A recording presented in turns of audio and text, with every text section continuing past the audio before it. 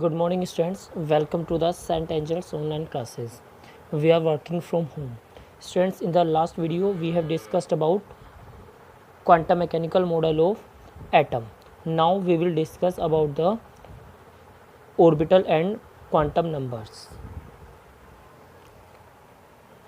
Orbitals क्या होते हैं? जैसे हमने पहले भी पढ़ा था कि जो एक एटॉमिक ऑर्बिटल है, एटॉमिक ऑर्बिटल के लिए अगर हम एक इलेक्ट्रॉन लें और इलेक्ट्रॉन को अगर हम वेव मानते हैं तो इलेक्ट्रॉन का एक वेव फंक्शन होता है, तो उसी वेव फंक्शन को हम क्या बोलते हैं? उसका atomic orbital. N atomic orbital is a mathematical function size that describe the wave like behaviour of either one electron और अ पेयर ऑफ इलेक्ट्रॉन. यानी अगर एक इलेक्ट्रॉन है तो उसके वेव बिहेवियर को, यानी एटॉमिक ऑर्बिटल के जो वेव फंक्शन को डिस्क्राइब करने के लिए हम जिस वेव फंक्शन का यूज़ करते हैं उसको हम क्या बोलते हैं?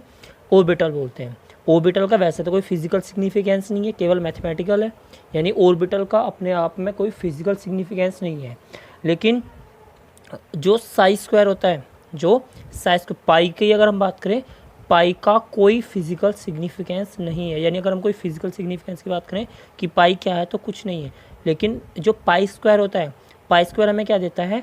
Gives the probability to finding the electron. यानी अगर हम पाई स्क्वायर की वैल्यू फाइंड करते हैं तो उसका एक फिजिकल सिग्निफिकेंस है कि वो हमें probability to finding the electron को प्रोवाइड कराता है.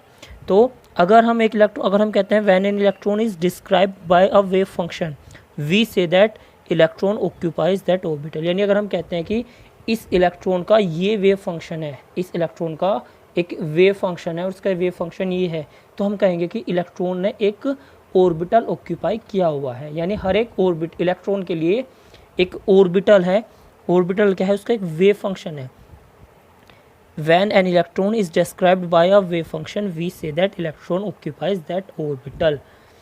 और in orbital the probability to finding the electron is maximum. यानी हर एक इलेक्ट्रॉन ऑर्बिटल के अंदर हम क्या कहेंगे कि जो प्रोबेबिलिटी है, probability to finding the electron, उसको वो क्या होगी? मैक्सिमम होगी. तो हम क्या कह सकते हैं कि, तो हम ये भी कह सकते हैं कि ऑर्बिटल क्या है? ऑर्बिटल वो है जहाँ पे इलेक्ट्रॉन मिलने की प्रोबेबिलिटी जो है वो मैक्सिमम है. और हर एक ऑर्बिटल को, यानी अब एक ऑर्बिटल को डिस्क्राइब करने के लिए हम 3 क्वांटम नंबर्स को यूज़ करते हैं, L, M and M L. Quantum numbers क्या हैं? जैसे एक पर्सन अपना खुद की पोजीशन बताने के लिए क्या करता है? एड्रेस का यूज़ करता है. एड्रेस के लिए वो डिस्ट्रिक्ट बताएगा, फिर विलेज बताएगा, फिर हाउस नंबर बताएगा.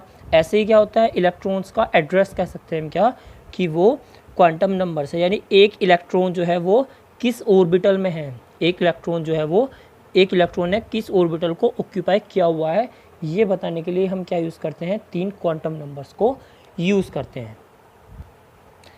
क्वांटम नंबर्स 4 होते हैं. क्या बोलते हैं इसको? Address of electron, principal quantum number, इसको एन से रिप्रेजेंट करते हैं. एजीमुथल क्वांटम नंबर को एल से रिप्रेजेंट करते हैं. नेक्स्ट मैग्नेटिक क्वांटम नंबर, इसको एम एल से रिप्रेजेंट करते हैं. और नेक्स्ट स्पिन क्वांटम नंबर, इसको हम एम एस से रिप्रेजेंट करते हैं. तो अगर हम क्वांटम मैकेनिकल मॉडल के बेस पे, यानी श्रोडिंगर वेव इक्वेशन को सोल्व करके जो क्वांटम मैकेनिकल मॉडल आया, तो उसके बेस पे अगर हम एक एटम के जो इलेक्ट्रॉनिक स्ट्रक्चर्स की बात करें, एक एटम की इलेक्ट्रॉनिक स्ट्रक्चर की अगर हम बात करें, तो एक एटम के अंदर शेल्स होती हैं जिनमें इलेक्ट्रॉन मिलते हैं. शेल के अंदर फिर सब शेल्स होती हैं. सब शेल के अंदर फिर क्या होते हैं? ऑर्बिटल्स होते हैं.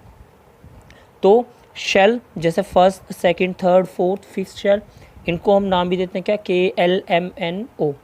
तो फिर अगर हम सब शेल की बात, शेल क्या होती है? हर एक शेल जो होती है वो सब शेल में डिवाइडेड होती है. हर एक शेल जो होती है वो सब शेल में डिवाइड होती है. और हर एक शेल के अंदर जो शेल का नंबर होगा उसके अंदर उतनी ही सब शेल होती हैं. हर एक शेल का जो नंबर होता है उसके अंदर उतनी ही सब शेल होती हैं. जैसे फर्स्ट शेल के अंदर केवल एक सब शेल है, एस, तो उसको हम क्या बोलेंगे? 1s. सेकंड शेल के अंदर 2 सब शेल होंगी, एस और पी, तो उसको क्या बोलेंगे? 2s और 2p. थर्ड शेल के अंदर 3 सब शेल होंगी, एस, पी, डी, तो इसको क्या बोलेंगे हम? 3s, 3p और 3d. 4s के अंदर क्या होंगी? फोर्थ शेल के अंदर क्या होंगी? 4 सब शेल होंगी, एस, पी, डी, एफ, तो उनको क्या बोलेंगे हम? 4s, 4p, 4d और 4f. ऐसे ही फिफ्थ शेल के अंदर 5 सब शेल्स होंगी, 5s 5p 5d 5f and 5g। अब ऑर्बिटल्स की अगर हम बात करें तो ऑर्बिटल्स में क्या होगा, जो ऑर्बिटल्स को हम कैसे कह सकते हैं कि जो जैसे कि एस सब शेल है, एस सब शेल का जो होगा ओरिएंटेशन कह सकते हैं, एस सब शेल का जो ओरिएंटेशन होगा कोऑर्डिनेट एक्सिस के थ्रू रेस्पेक्ट में, उसके बेसिस पे जो ऑर्बिटल्स हैं वो, जैसे एस सेल के अंदर केवल एक ऑर्बिटल होता है, कौन सा, एस। पी के अंदर कितने होते हैं, 3 ऑर्बिटल होते हैं, पी एक्स पी वाई और पी जेड। पी सब शेल के अंदर कितने होते हैं, 3 ऑर्बिटल होते हैं, P X P Y P Z. S shell के अंदर, सॉरी एस सब शेल के अंदर केवल एक ऑर्बिटल होता है, पी सब शेल के अंदर 3 ऑर्बिटल होते हैं। ऐसे डी के अंदर, डी सब शेल के अंदर 5 ऑर्बिटल्स होते हैं, और एफ सब शेल के अंदर कितने होते हैं, 7। ऐसे जी के अंदर 9। तो ऐसे ही हम क्या करते हैं, ओड नंबर्स ले लेते हैं, यानी 1 3 5 7 9। एस के अंदर 1, पी के अंदर 3,